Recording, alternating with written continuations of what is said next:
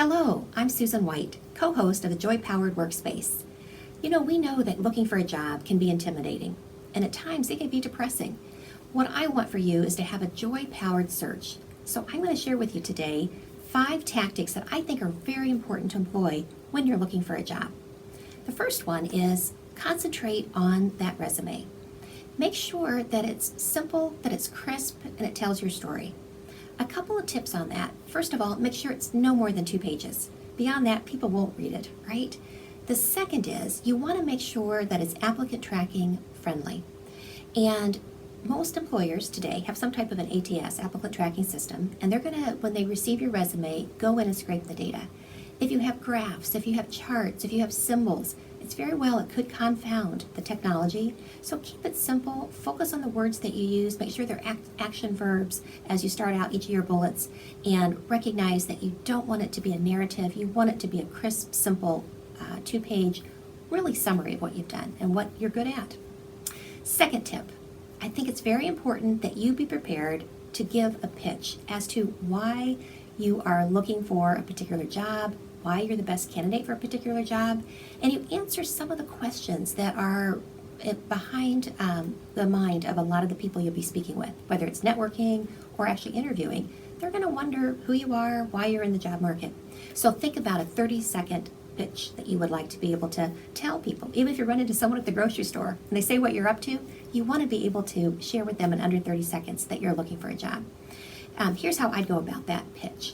Think about it in maybe 4 paragraphs. Paragraph 1 is who you are, how do you define yourself career-wise? I'm a banker. I've been with XYZ Bank for so many years, whatever the years are, and the fact is they're moving my function to another state. They're globalizing my function. They're facing some economic challenges and they're having to downsize. Whatever it is, be truthful.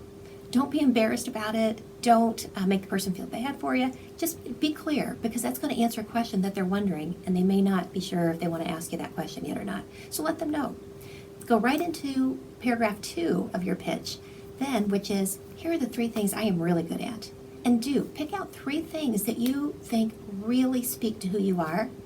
And I think that will be useful to the individual, so they'll know, okay, here's what they're really good at, as they start to brainstorm and think, where could we use that person's opportunity, those person's strengths? Paragraph 3 is where you share your credentials. If you happen to be certified at something, if you happen to have a degree that is sought after, whatever it is that sets you apart, that's your paragraph 3, and get that piece of information out as well.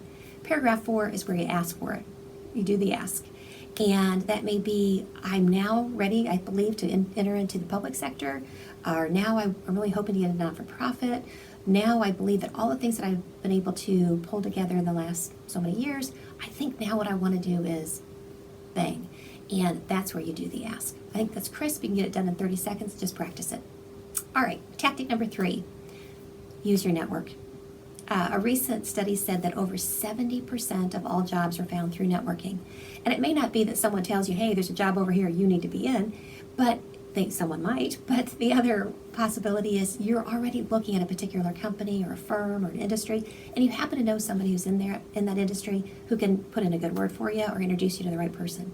So do think about who is in my network. I always say step 1 is sit down and make a list of every person in this world that cares about you. It's okay if they're not in your industry or they're not at that particular employer.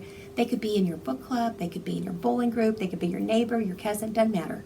Because all of those people know other people. So make a list of everyone who cares about you, and then your goal will be, over time, does not have to happen today or tomorrow, but over time, you want to reach out to all of those individuals and let them know that you're looking for a job. Feel free to use your 30-second elevator pitch and let them know what you're looking for and what you're good at.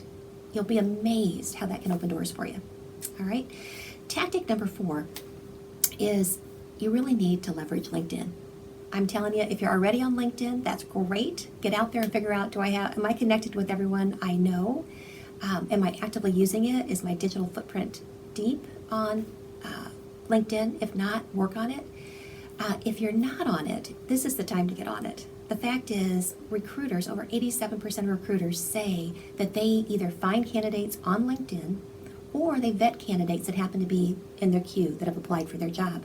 So you definitely want to have a presence out there, and you can use what you have on your resume, the bullets about what you've done, where you've worked. You can use those. And so you create actually a profile out there that will attract, hopefully, people who are interested in hiring you. So also be sure and use their job search feature, which is my tactic number 5, which is think about which job board really I should leverage. You don't want to be out there on all the job boards. It will drive you insane because you'll be inundated with job opportunities. Many of those won't actually be fits for you, and it'll just drain you. So instead, think about what are the 1 or 2 job boards I definitely want to be using, watching, responding to. LinkedIn, I think, has got to be number 1. Inc. magazine did a 2019 survey of the top job boards. LinkedIn was number 1. The second was Simply Hired. Number 3 was Indeed, which I think owns Simply Hired. Number 4 was Glassdoor.com. And number 5, they said, just Google the job that you're looking for, and you'll be amazed what comes up. So think about, how do I streamline it so I don't become overburdened? All right, those are my 5 tips and tactics for looking for a job. What I would suggest, if you're interested in learning more, is to go to the JoyPowered workspace, which you can find wherever you look for podcasts. You can also go directly to our podcast by going to getjoypowered.com/podcast. Thank you so much, and good luck in your job search.